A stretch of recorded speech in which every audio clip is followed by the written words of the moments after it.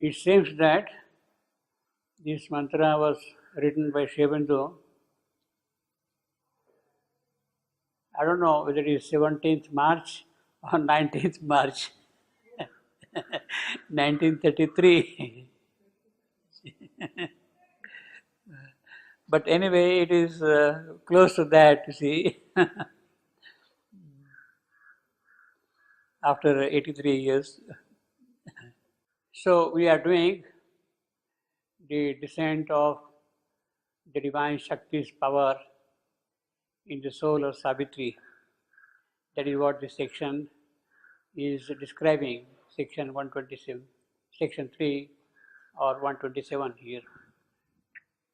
Now, we have seen the painting of Huta for this line, for this sentence. Then, with a magic transformation speed, they rushed into each other and grew one.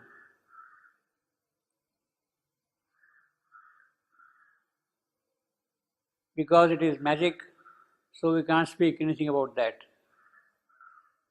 It is this transformation which is important, and this transformation comes with tremendous speed at once. Now, our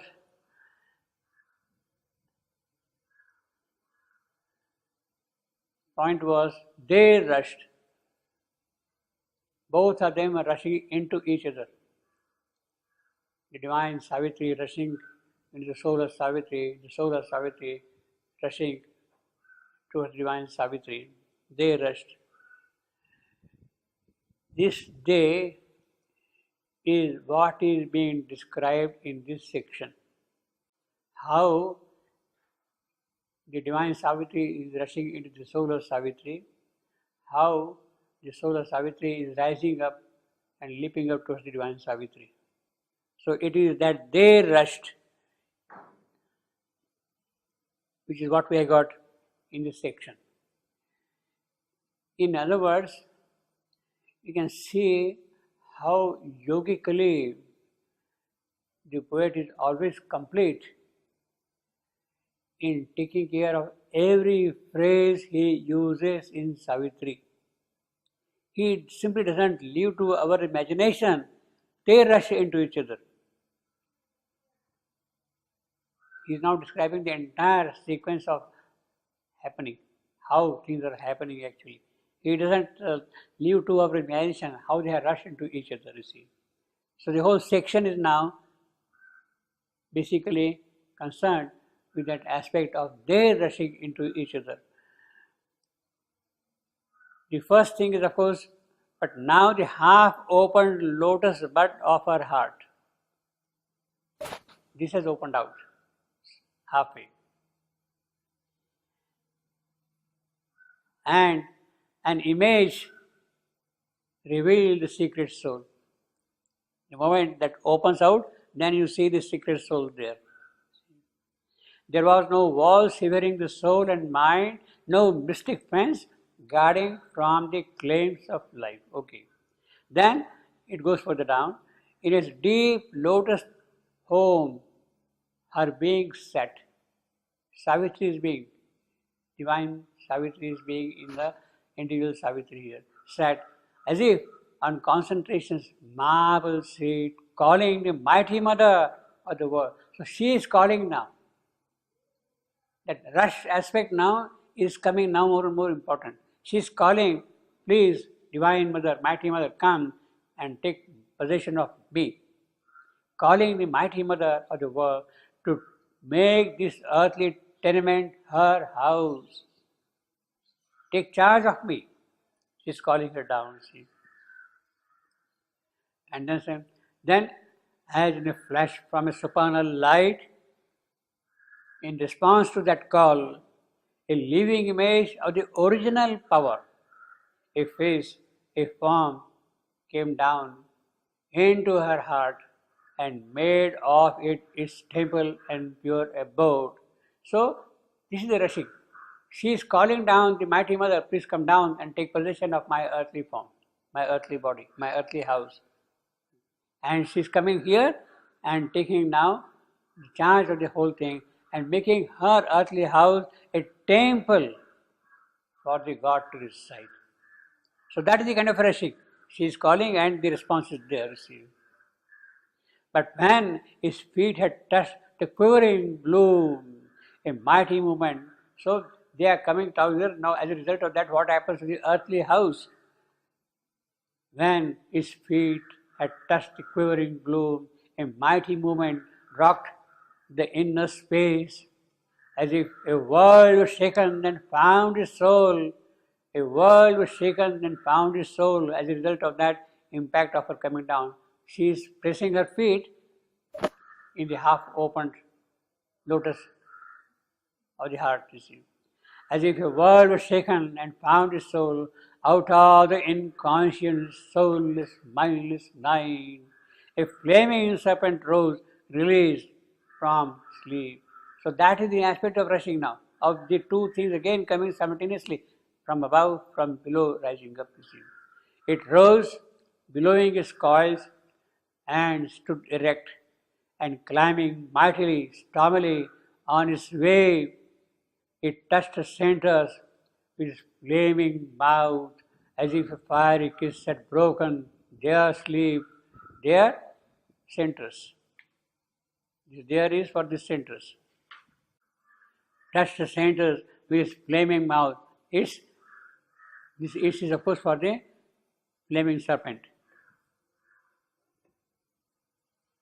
As if a fiery kiss had broken their sleep, they bloomed and laughed, surcharged with light and breeze. They bloomed and laughed, surcharged with light and bliss. Perfect iambic meter. They bloomed and laughed, surcharged with light and bliss. Then the crown, it joined the eternal space. The serpent is rising from below and joining the eternal space. The flower of the head, the flower of matter's base, the two, the top and the bottom. Sahasrara and Muladhara. The flower of the head, in the flower of matter's space, in each divine stronghold and nature knot, it held together the mystic stream which joined the viewless summits with the unseen depths. The string of force that make the frail defense, safeguarding us against the enormous world. Yes, we are protected against the outside world. It is good that we are not aware because we are not ready. Our lines of self-expression in its vast and immense set of the original power. Again, he is describing that wearing the mighty mother's form and face.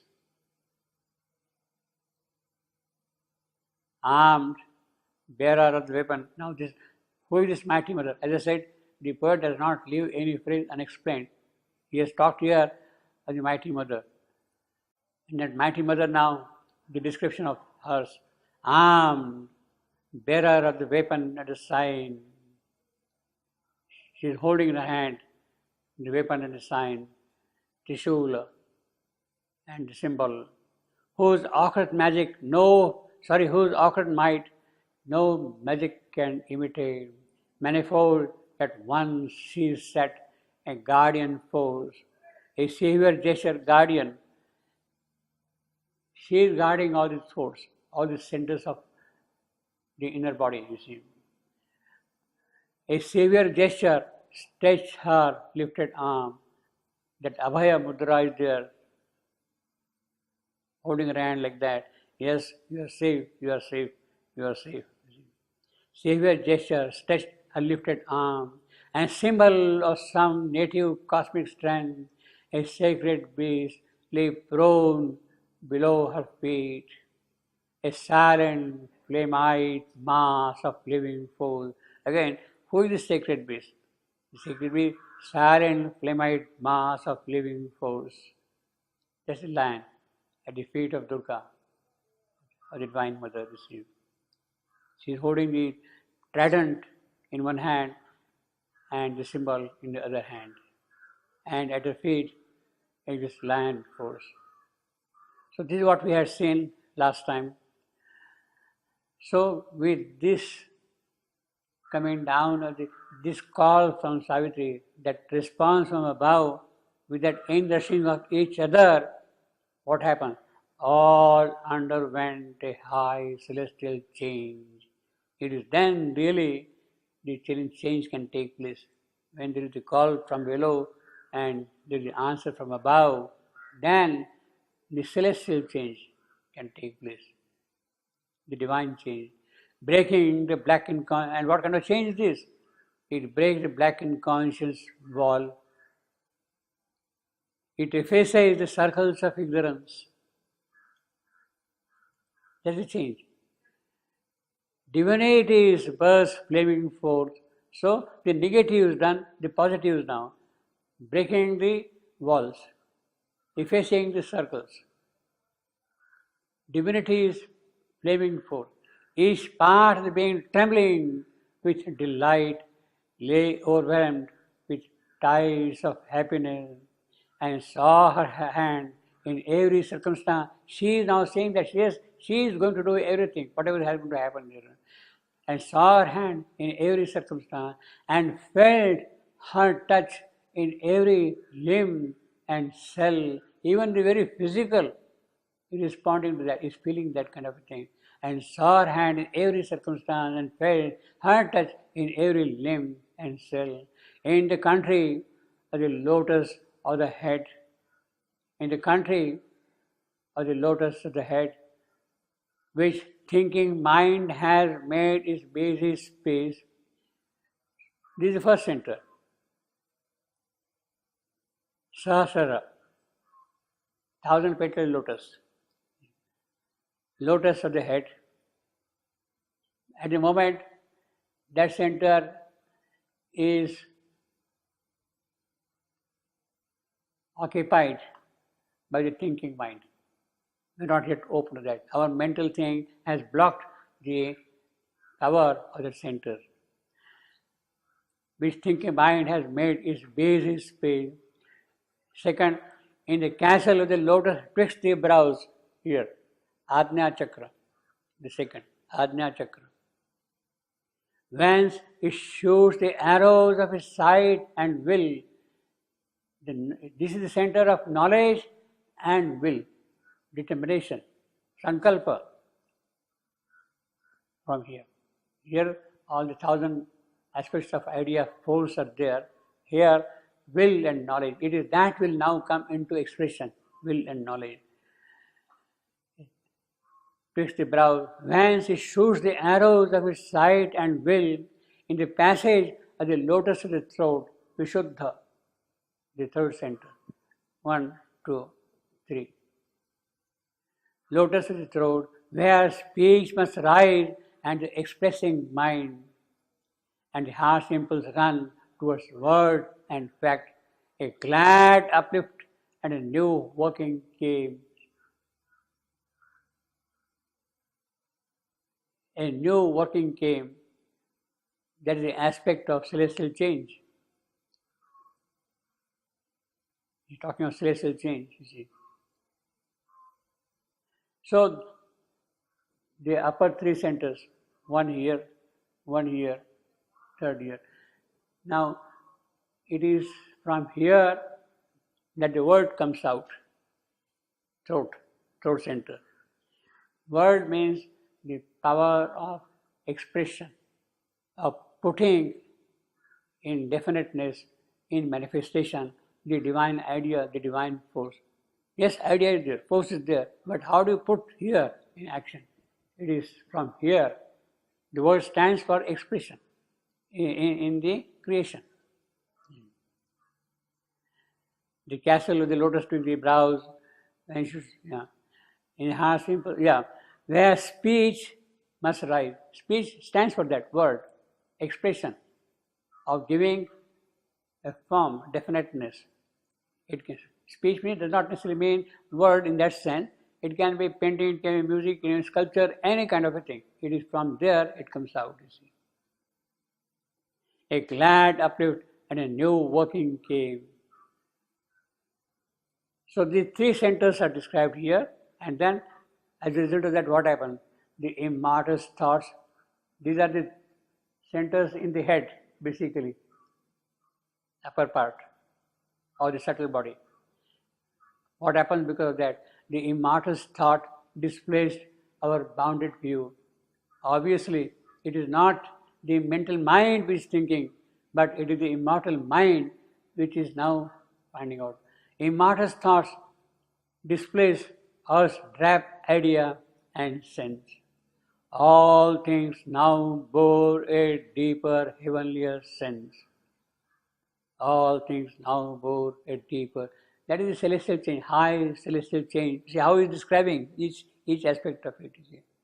And then a glad, clear harmony marked the truth's outline, reset the balance and measures of the world. So everything changes now. Our values of this creation, of this world, what we have been looking at the world through the faculty of mind, that has undergone a change. It is not now through the mind that we are looking at the world, but with some other faculty of the divine knowledge and expression and will. Knowledge, expression, will. Reset the balance and measures of the world. Each shape showed its occult design. So it is not just an ordinary shape, it is not just a stone or rock or this thing or that thing. See. There is something behind in each object. Each shape showed its occult design, unveiled God's meaning in it, for which it was made. Each object, each individual, each aspect of creation has a kind of a purpose in God's design. And it is that design which is now revealed by this faculty and the vivid splendor of his artist thought. And then further down, a channel of the mighty mother's choice, the immortal's will took into its calm control our blind or erring government of life. Now from thought mind is coming to the life part, the pranic part. Mighty mother's choice, immortal's will took its calm control over blind, erring government of life. Until now it was erring government of mind. And they have been now come under the sway of these centers. Now what happens today? Government of life. A loose republic once of wants and needs. Yes, our ambitions, our desires, our cravings, then bow to the uncertain sovereign mind. Life now obeyed to a diviner rule. At every act became an act of God. Now he is describing the centers connected with life part of it. In the kingdom of the lotus of the heart, Anahata, this is the center, Anahata, Sahasrara, Ajna, Vishuddha, Anahata. In the kingdom of the lotus of the heart, love chanting is pure hymeneal hymn, made life and body mirrors of sacred joy, and all the emotions gave themselves to God. So this is the Bhakti center, this center of devotion, of love, of joy. That has now opened out here. And then further down, Manipura, navel, at the navel, Manipura. In the navel lotus broad imperial reign, his proud ambition and his master lust. So this is the center of ambition, craving, lust, all the things are present in the navel center, the subconscious, heart, vital, subconscious, still lower down. His proud ambitions and his master love were tamed into instruments of great calm sway to do a work of God on earthly soil. And then further down, below the Manipura, Swadhisthana, narrow center just below the navel, Swadhisthana. In the narrow center, narrow neither centers, petty power. So there you have got all these greeds, lusts, ambitions, all these six, what we call repose, blemishes, vital blemishes, they are present, they are kind of locked in the center, Swadhisthana. To the narrow neither centers, petty palm, its childish game of daily dark desire was changed into sweet and boisterous play, a roam of little gods with life in time. So they have become happy gods, you see, they have got released now, you see. And then further down, Muladhara. So this is Swadhisthana, Manipura, navel, Swadhisthana just below the navel, and at the base of that thing, at the genital, is the Muladhara. In the deep place where one the serpent slept, there came a grip on matter's giant powers. It is there, all the energies are locked. And it is there now, the power on matter is present. So you see, you can see now, mental, vital, the material, the physical, gross physical. They are getting open now to the higher divine power. In the deep place where once the serpent slept, there came a grip on matter's giant power. For large entities in life's little stream, a firm ground was made for heaven descending might. Yes, if the heaven's light has to come there, you need a support, you need a base. And that base is provided by matter. And it is that now matter which is opened out to the divine power is directly. See? A firm ground was made for heaven's descending might. Now this is the story of, mythological story in the Indian tradition of the descent of Ganges, how the heavenly Ganges comes down upon earth. And the worry was, if she comes down like that, because of the pressure, the thrust, earth will sink down. If she falls on the earth, she will sink down. Somebody had to hold the mighty power of Ganges coming down upon earth. And then it is Shiva who offered his head to the Ganges. And she lands on his head and stands firm there. And then from there she flows down in the plains. You see. So a mighty ground, that is Shiva. He is presenting her, yes, I am ready now to accept you, come down. You see. A firm ground was made for heaven's descending might. In heaven's flood is received by Shiva. And then she comes out.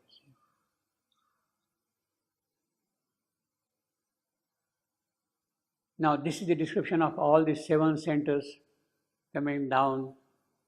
1, 2, 3, 4, 5, 6, 7 centers. See. How the change, how that thing is rushing down. First, there's the rushing down of the divine power from above down below. Well, actually, this is the difference between the traditional Kundalini Yoga and Sri Aurobindo's Yoga. In the case of traditional tantric practices, the power rises from below up and goes and touches. From matter, it rises and goes and touches there. In the spiritual discipline of Sri Aurobindo, it is from above that the power comes down first. And then it awakens the lower centers. It awakens the lower centers afterwards, you see. So, mostly people who have approached the integral yoga, very often, I would say maybe 70%, 90% of the people, they first experience a kind of force on the head, some sort of pressure on the head. Something is of squeezing, pressing it down like that, and then it slowly sinks down. So that is the way in Sri Aurobindo's Yoga, the divine spiritual force starts working from above down below. In the other, it starts from below. See. Behind all reigned her sovereign, deathless soul. Her, of course, Savitri, you see. That difficult to pronounce, you see. Her sovereign, deathless soul, casting aside its veil of ignorance. So the veil of ignorance has now gone because of this thing. Allied to gods and cosmic beings and powers. So because all those things have come from above, the ignorance has gone, and now she knows the gods, she knows the cosmic beings, she knows the cosmic powers. She has opened out immediately to the spiritual consciousness, Adhyatma, spiritual consciousness. You see, normally in the Tantra, you go inward, inward, inward, inward. You don't open out to the cosmic dimensions. The cosmic dimensions open out. You go into the spiritual when the divine power starts operating from above down below. That is the difference. In the normal practices, you go from one plane above the other plane. Mind, above that higher mind, illumined mind, intuition, over mind, if you are lucky, supermind, and above that you see, go like that. That is the cosmic dimension which open out. Here, the opening through the inner entry is the receiving of all the cosmic power when that force is descending down below. Cosmic gods, cosmic beings, powers means a kind of a universalization has taken place in the case of the individual through this process. Or rather, you can say that it is here that the Vedantic path and the Tantric path meet. In the Vedantic path, you rise plane above plane, the ascending slopes of heaven, as the Veda says. You climb ascending slopes of heaven. Here, the ascending slopes get revealed to you by going inward, inward, inward, and when that power comes down. Allied to gods and cosmic beings and power, it builds the harmony of its human state. Surrender into the great World Mother's hand. Only she obeyed her soul's supreme creator in the enigma of the inconscious world. Yes, it is only she who can reveal the mystery of this inconscient world. In other words, she is now opening out through the inner sadhana to the spiritual dimensions of realization. You see how the Tantric path is leading to the Vedantic, it is what is happening here.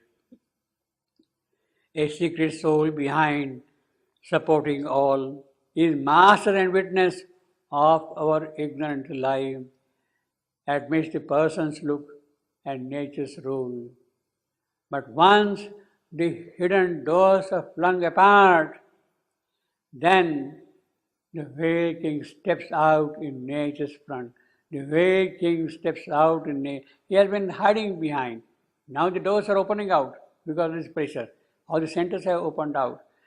And then what happens? A light comes down into the ignorance. Its heavy, painful knot loosens its grasp. Mind becomes a mastered instrument.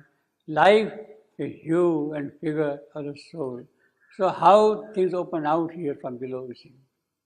Light comes down into the ignorance. The pain is loosened. Mind becomes an instrument. Life becomes a part of the soul itself, you see. Happy, all happy grows towards knowledge and towards bliss. So the Tantric path has opened out to devotion and also to jnana, bhakti and jnana. Knowledge, jnana, and devotion. A divine fusion then takes nature's place. So it is no more our nature which governs our activities. It is the divine mighty, divine power, divine Shakti who is now taking possession of all our actions, all our activities. Takes nature's place. In other words, it is a para prakriti now which has got into operation, displacing apara prakriti. Apara is the lower nature. That lower nature is now displaced, and in her place has come the para prakriti, superior nature, higher nature, and pushes the movements of her body and mind, possessor of her passionate hopes and dreams, the beloved despot of her thoughts and acts. She streams into us with her unbound force. See, we have to be really powerful enough to receive her unbound force. Our ground has to be really strong to receive her unbound force. Into mortal limbs, the immortal's rapture and power. That needs enormous preparation on the part of the sadhu Christian.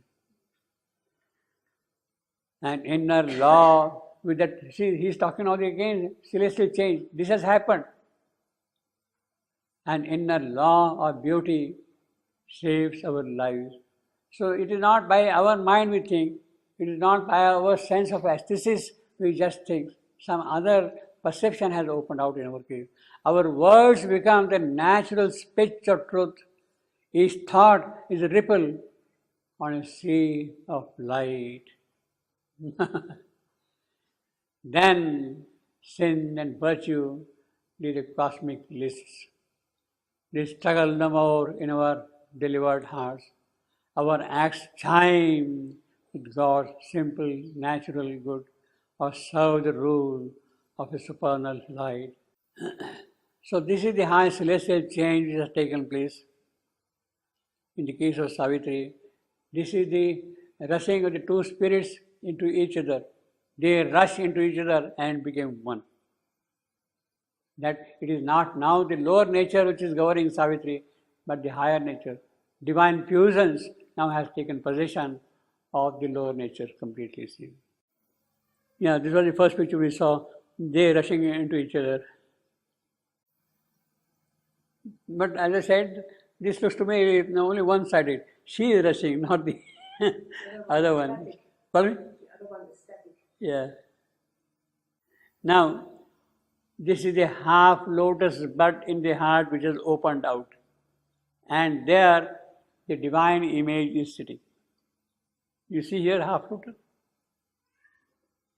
At the heart center. And the divine image is there. Now, it is the first, once the impact is there, it is that half lotus has opened out. And there is the divine image seated there. So you can see the divine image seated here, half open lotus.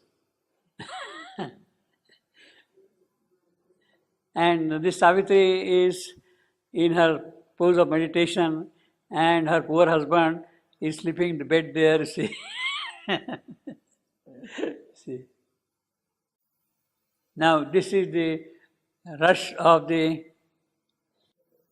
centers, 7 centers, 1, 2, 3, Muladhara, Swadhisthana,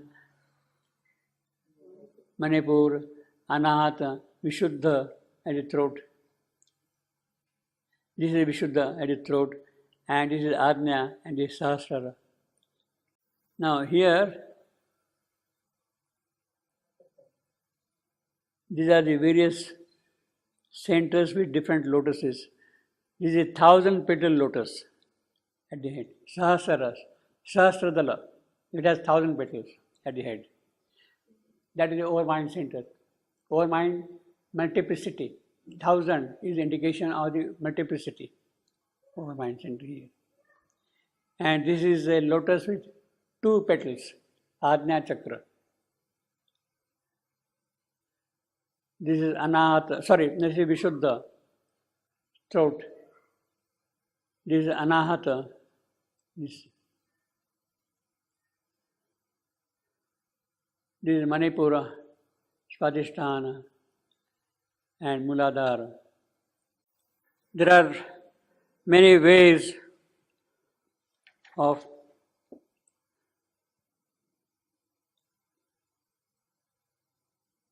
describing these centers. In the Tantric literature, Kundalini Yoga, Patanjala's Kundalini Yoga, you start with, basically start from below, but I will describe in a different way. First is Soham, the sound which comes out from here, Soham, from the top. From the brow, the sound which comes out is Om, Soham, Om. From the throat, Hum, Hum. From the heart center, cardiac, Anahata, Yam, Yam, Yam. Below, navel, Ram, Ram, Ram. That is Manipur.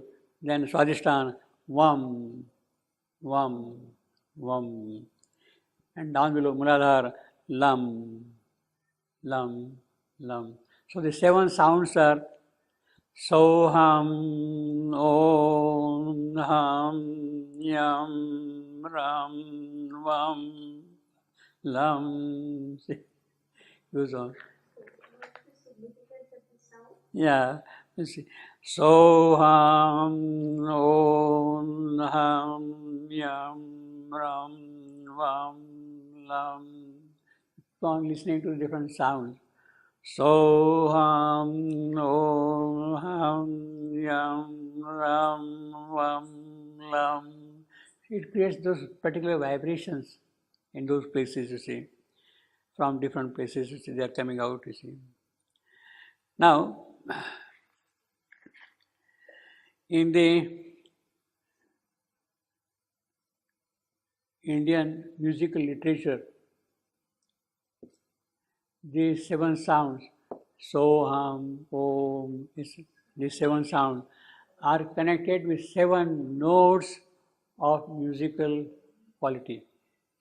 7 notes. Do, Re, Mi, Fa, Sol, La, Si.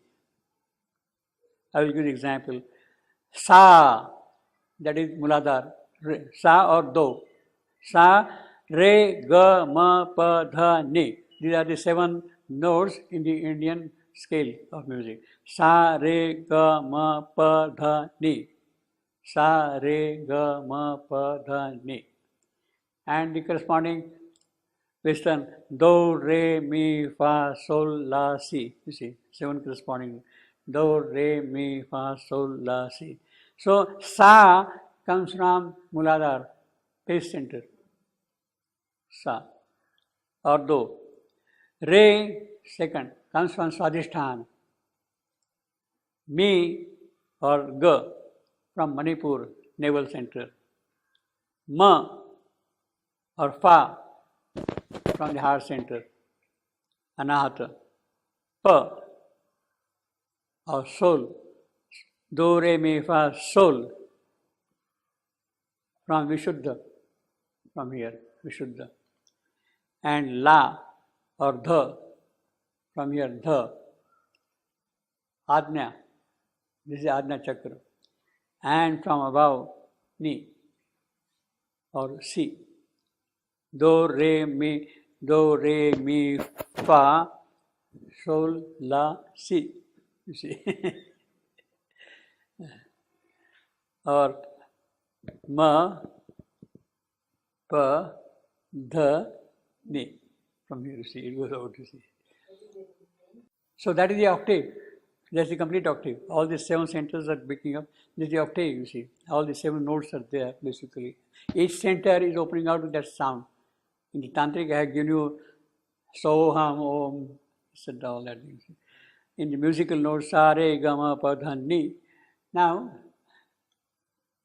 most accomplished musicians, those who are practicing music as an aspect of yoga, those who are open to that possibility, musicians, very rare, very few, they say that let my soul or prana or whatever it is go away from this center out. My death should be from Ni, from above, not out here, from Ni. Ni. The highest center, it is from that he should die.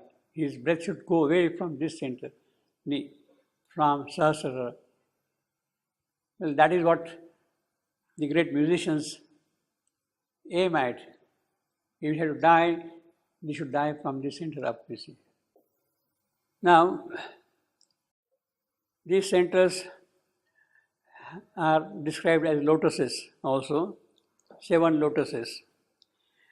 And we have got for each center a particular lotus with a definite number of petals. For instance, as I said, knee or this center has 1,000 petals. 1,000 petals, this center.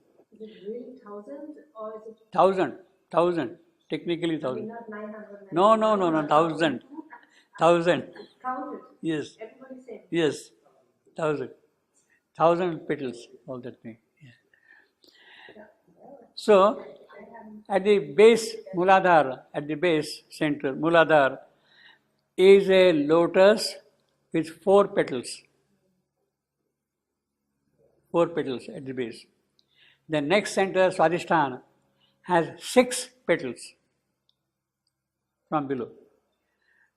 Manipura at the navel, 10 petals. Then Anahata, the heart center, has 12 petals.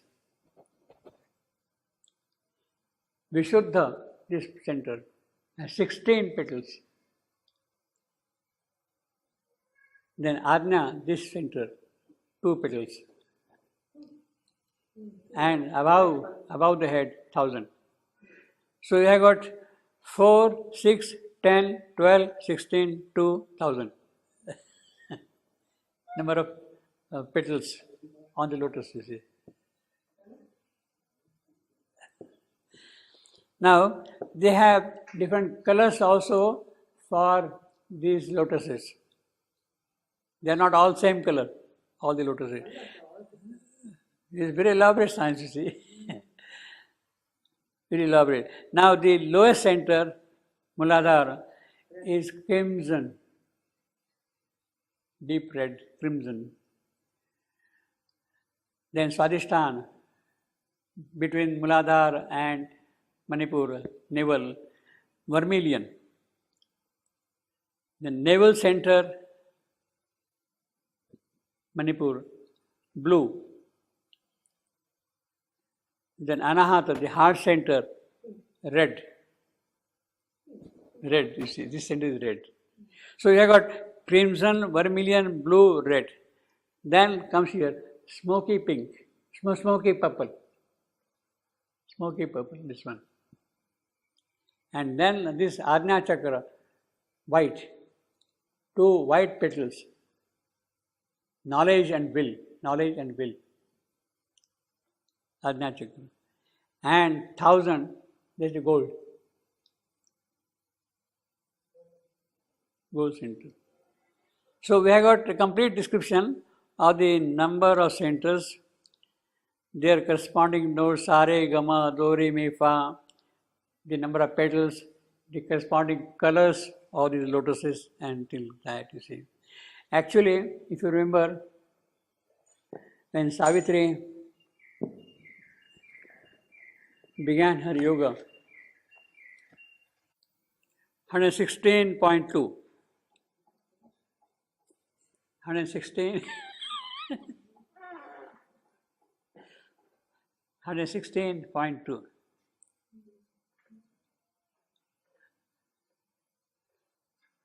Savitri had received a call to begin her yoga. And a call was heard, the sound was heard, and the sound broke the seals of night. And then above her brows, where will and knowledge meet, that is the Ajna Chakra. So the landing of the mighty mother's call on Savitri's case is directly on her forehead. It is here. It is coming and impacting on this one directly. Where knowledge and will meet, a mighty voice invaded the mortal space. In other words, the divine thrust has directly come in the case of Savitri on her forehead, straightway first, with the two powers, knowledge and will. She has to have the knowledge to open out the whole thing, and will firm up, do things like that. So the scope of the yoga is also implied directly in that knowledge and will here. And things start happening to Savitri's case. She is not doing yoga yet, but she is directly receiving the power state on her forehead. Why on her forehead? Because this is the center of fate. Fate is written on your forehead, on your brow. Your nasib, your daiva is written here. It is written here, your fate. It is that fate which has to be challenged, has to be changed, has to be taken under control. Therefore, the landing is directly on that place where knowledge and will meet. Savitri was told by Narad, look, Savitri, your husband is going to die 1 year after the marriage and nobody can change that. That is her fate. It is fixed here. And if that has to change, the divine power has to come and hit there directly. Therefore, above her brows where will and knowledge meet, a mighty voice invaded mortal space. That is how her yoga begins, with the tantric impact directly on this. It is not from here, you see, straight from here, not in the heart. Because the fate is written here, not in the heart. So the yogi is very, so to say, careful about all the details, you see, about these minutiae, small things, you see. Let us read something. Let the yogin practice continually union with the self, sitting apart and alone, with all desire and idea of possession banished from his mind. Self-controlled in his whole being and consciousness. Now, nothing of this kind happening with Savitri. You see, Savitri's yoga is of a different kind, but it is the traditional yoga. See, holding the body, head, and neck erect, straight, motionless, the vision drawn in and fixed between the eyebrows. So you are looking only through this one, Trataka. Free from fear and the vow of brahmacharya, celibacy. Observe the whole controlled mentality turned to me. That is what Krishna is telling in the Gita to Arjuna. On the battlefield, look, this is what you have to do, Mr. Arjuna. You see. And he is talking of vow of brahmacharya, vow of celibacy. In the case of Savitri, she is there sleeping with her husband there. You see.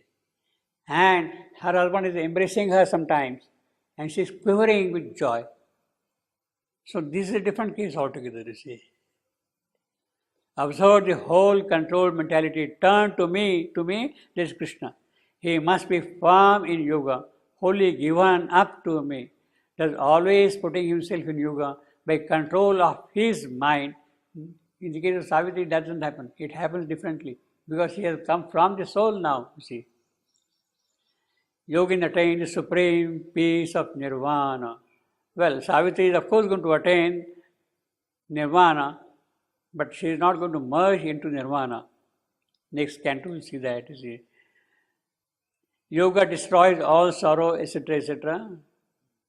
The message of the Gita. This is from Sri Aurobindo's own presentation of the Gita, you see. This way, without wavering from the path, steady like a flame and fixed ever in the self of knowledge, proceeds the yogin. Self, he lives and acts in it. Such a yogin is dear to me. That is what the Krishna is telling to Arjuna on the battlefield. Well, there is a long description of the yoga as described by one of the saints of India, Naneshwar, 13th century and 800 years ago. He has written a big commentary on the Gita, and on the passage of the Kundalini which is there in the Gita, that what we have just read, he is now making an elaborate comment about the Kundalini Yoga. He will not go to that. I think I have sent these messages already part. Or anyway, they will come on the web. So Jnaneshwar is describing the complete aspect of Kundalini Yoga. He says, for instance, here, only at times may visit there, by the waters, swans or female cranes, or with an occasional lonely cry, cuckoo birds. But if the peacocks should prefer to come and stay in the vicinity, it may be quite all right and acceptable. All subtle sounds come to you. When the subtle centers open, all the subtle faculties open out, you see.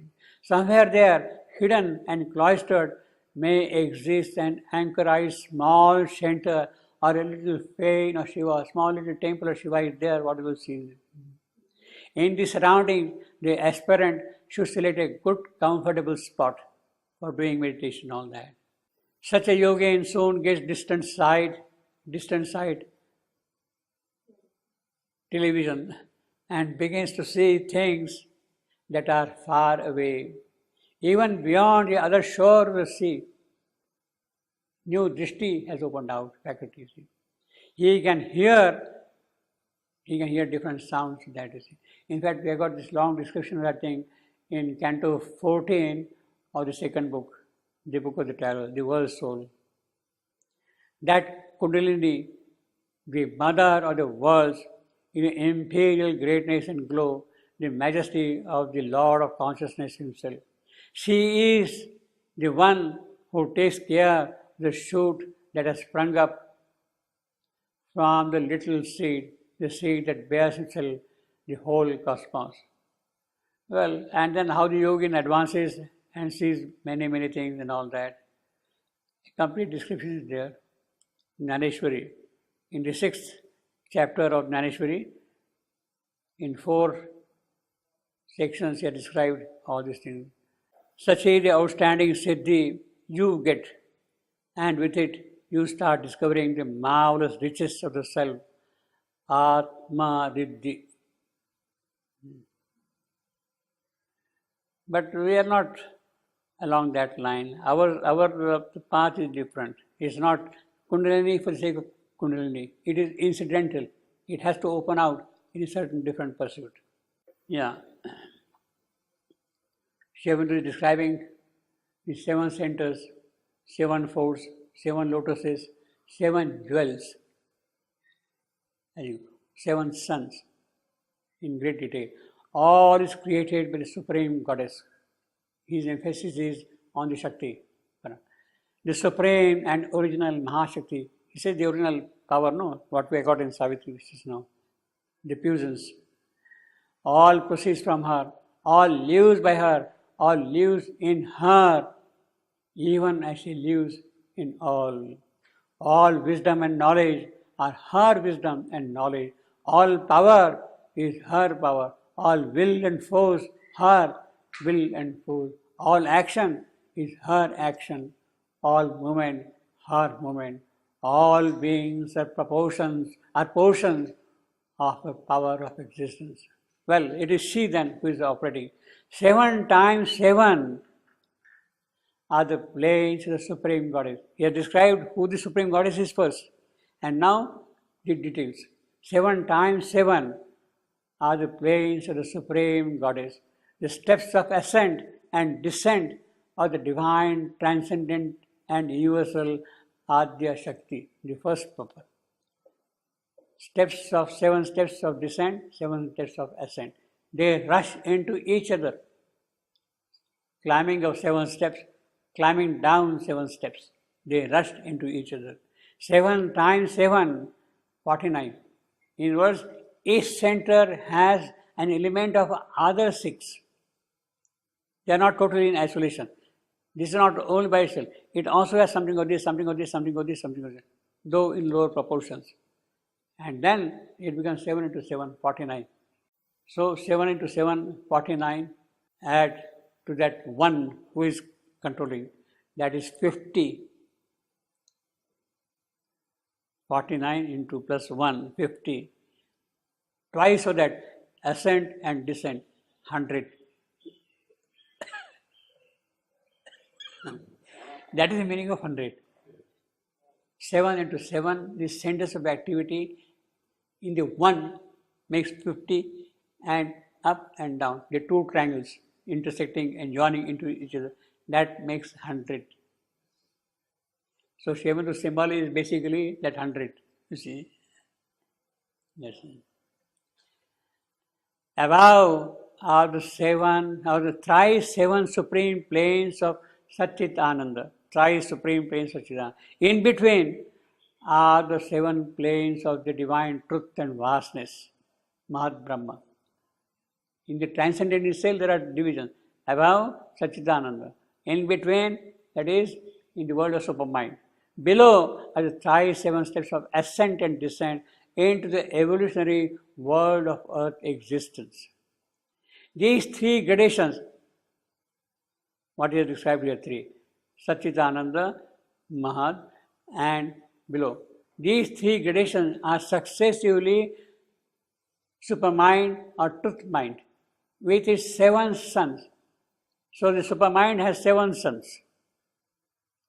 And then life has seven lotuses. So seven suns of supermind, seven lotuses of life, and seven jewels of earth, of matter. Seven jewels of matter, seven lotuses of life, seven suns of supermind. Thrice seven. The seven lotuses of life, that is what we have just now described here. See, the seven lotuses are the seven chakras of the tantric tradition, descending and ascending from mind, Sahasrara, Ajna, Vishuddha, Anahat. This, Anahat. That is the seven chakras that takes up life through life in force, Manipura, Swadhisthana, down to life involved in matter, Muladhara.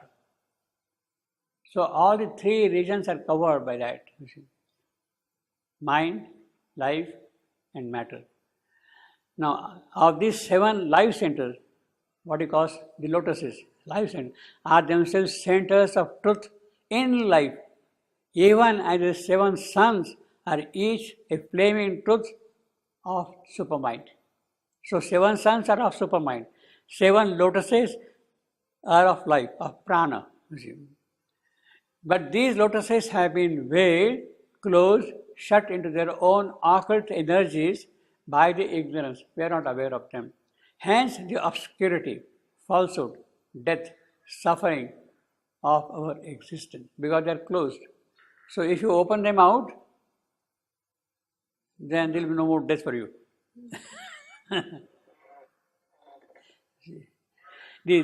Now the seven jewels. He has described seven suns, seven lotuses, now seven jewels of matter.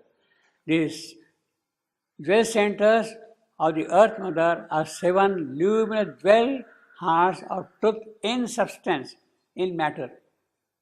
Seven, but they have been imprisoned in darkness, fossilized in immobility, veiled, closed, shut into their own occult energy. In all our centers, mental suns, the seven suns of supermind, the seven lotuses of life, the seven jewels of matter, they are all closed. To liberate all these powers by the luminous and flaming descent of the suns of the supermind and release the eighth sun of the hidden in the earth, in the darkness of the inconscience, in the cavern of Vala and Punish, this is the first step toward the restoration of the Earth Mother to her own divinity and the existence of its native light, truth, life, and immaculate Ananda. Now,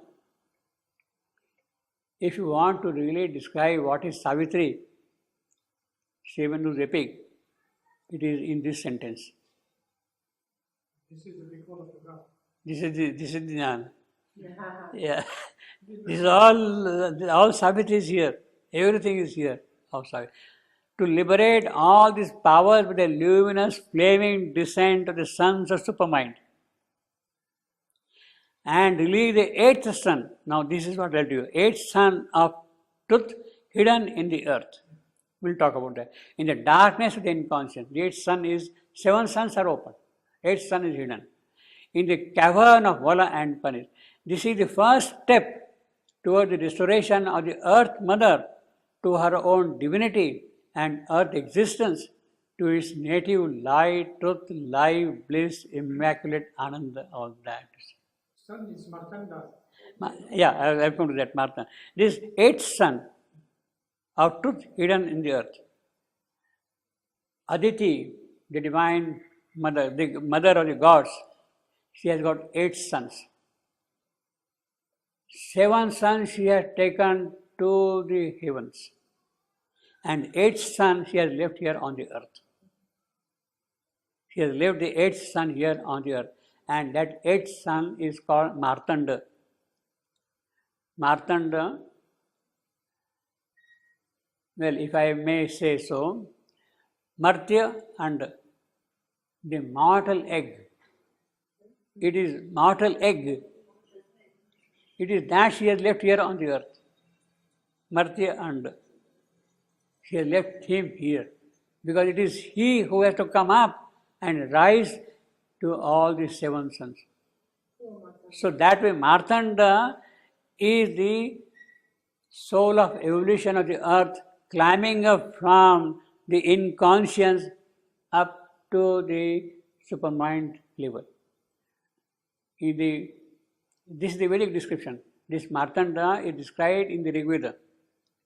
Aditi has left her 8th son on the earth and took away the 7 sons to heaven. She is a very clever lady. So she has taken away 8 sons there, and they are happy in the Sachidananda, but the 8th son she has left here. He is the soul of evolution. It is he who has to come up from inconscience and rise to the superconscience, the soul of evolution. In the language of the tale of Savitri, this Martanda is Satyavan. This Martanda is Satyavan. Satyavan is the one who is residing here in the earth right from the beginning. He is in a grip of death, as what we have got. Satyavan is in a grip of death. And Savitri's purpose is to release that grip of death and bring him up in the process of evolution. So we can say that the 8th son is actually Satyavan himself in the story of Savitri. In other words, because this 8th son is described in the Veda, in the Rig Veda, I got the verse also, it is described in the Rig Veda. It means that the essence of the story of Savitri is present in the Veda. Is present in the Veda. She happens to say that it belongs to the Vedic tradition. The tale of Savitri belongs to the Vedic tradition. It is from this angle. You have to see from a different angle, not the way it is written there, but in terms of the essence, in terms of its significance, in terms of its meaning, it is present already in the Veda. The 8th son has to come up, the evolution has to come up, has to rise to the supramental sun. Has to rise to the supramental. That is the story of evolution described by saying 8th son was led by Aditi on the earth. Now please come up. Now Aditi has done her job, but she has not taken enough care of him. How he is to come? How he is to come? Somebody else has to say, look, I will come down here upon earth, take a mortal birth like Savitri and bring her up. Bring her up. She has to come up as Savitri and then bring her up. Of himself alone, he cannot. Savitri has to release that grip of death which is there on his soul, and then only he can come up, you see. So that is the story of Savitri. Actually, in the mother story of creation, the 4 powers went very far away from their divine origin, and they became opposite, they became hostile. Consciousness became inconscience, bliss became suffering, pain, life became death, truth became falsehood. They went so far away. when the separation took place away and the horror of separation was seen, the horror of separation was seen, the mother uses the phrase, the horror of separation was seen from the divine source, then the divine plunged into that void, into that shunya. The divine plunged into that void. That divine plunge into that void, that is the first avatar, she says, and he is Satyavan.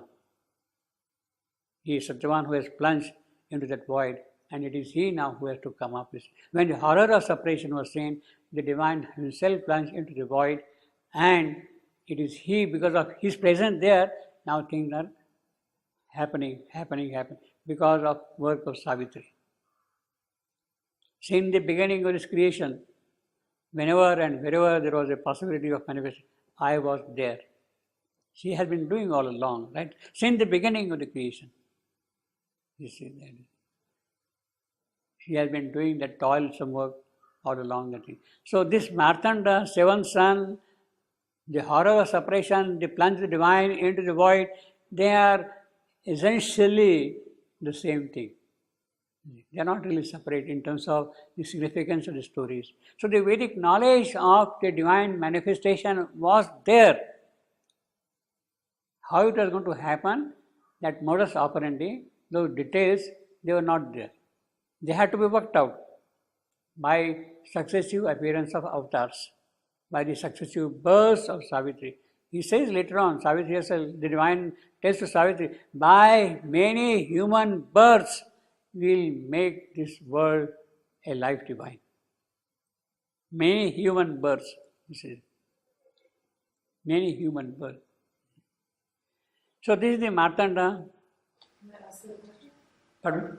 The Savitri, the soul opens first, and the soul opens first, and then the power descends. Yes. Can it also be that the power descends before the soul opens? Before soul opens? Is it possible? No, it will be disastrous. It will be disastrous, you see. Yeah. Because if the base is not ready, if all your degenerate things, if they start rising up, But it's possible in the old they start, that is the danger of the conventional Kundalini yoga. Yes, but it doesn't come No, from the top no. if the soul is not open. Yeah. Well, rather, it should not, it is good, it is a grace that it doesn't come by itself like that. But some chakras could be opened. Something has to, see, when you are making an effort and forcing it to come down without that preparation, then it is dangerous. In the case of Savitri, what has happened is, she has first found her soul and then things have opened out. So there is a total safety in her case. Yeah, but in case one concept to everyone was talking, in case the heart center, for example, opens up before the soul is ready, or some other center opens. Unless he has got the hand of protection somewhere, It doesn't happen. it is dangerous for him. Maybe there is a guru who is guarding him, watching him and protecting him, or somebody else. Or maybe his psychic is fully open and taking care of all those things. If that is not there, and if this comes, then all that degenerate things which is there within you, subconscious, etc., if they start rising, gone. You get lost. Your yoga suffers. Yoga suffers. It is dangerous. That is why Shiv Mandu says, mother also says always, go with a sunlit path. Sunlit path. Open first your psychic being, it is that which will you, or if you have got a guru, entirely go by him, trust him, put all your faith in him, and he will take full protection. That is important. For the case of the individual, if the psychic has opened out, then he is really on the sunlit path. Psychic will take it. Because the whole physical nature, mental, vital nature is full of wrong things, degenerate things, hostile things. And if the power comes directly there and they surge up, it can be very dangerous. He can be a yogi who has lost his way. And not that there are no examples in the spiritual history. There are people who have lost their way because of that kind of thing. People are there, they got a kind of ambition, I want this, I want that, etc., etc. The divine power comes and you get drifted away, you get lost. So the purification is important, and the final purification comes with the psychic fire, Agni. When that is burning fully, it is Agni who purifies all the dross. And another question is the psychic, and there's also the cosmic consciousness here. Yes. So this can also open out. Yeah. Which Rabindranath says you can concentrate here or here. That depends upon the individual. Right. It depends on you don't have to force. You have to see which opens out more easily for you in your case. But if this opens, Huh. can be the cosmic consciousness open and the heart center, the It doesn't matter. You see, when it starts operating, it comes down, percolates, descent, like that. Yeah. You don't have to force them. No, but I'm talking because I know somebody. Yeah. And this center is Is open. probably. I don't Okay. know. Yeah, but not this one. That should not matter. He should not be in a hurry for that kind of thing. See, his personal effort, if it has opened by itself like that, he should not stop that. He should not stop that. His personal effort is to see that this opens out, the psychic centers opens out, comes forward in all his activities and all his movements, interactions, relationships. It is that which comes out. And it is that slowly which will govern your habits, your nature, your faults and things like that. And then when that thing comes down and down, it works for you. In other words, after this has opened out, there is a long preparation, inner preparation of nature to receive what is coming down. What is coming down? Long preparation is there involved. See, we are not made of one metal. We are an alloy of 100 things, you see.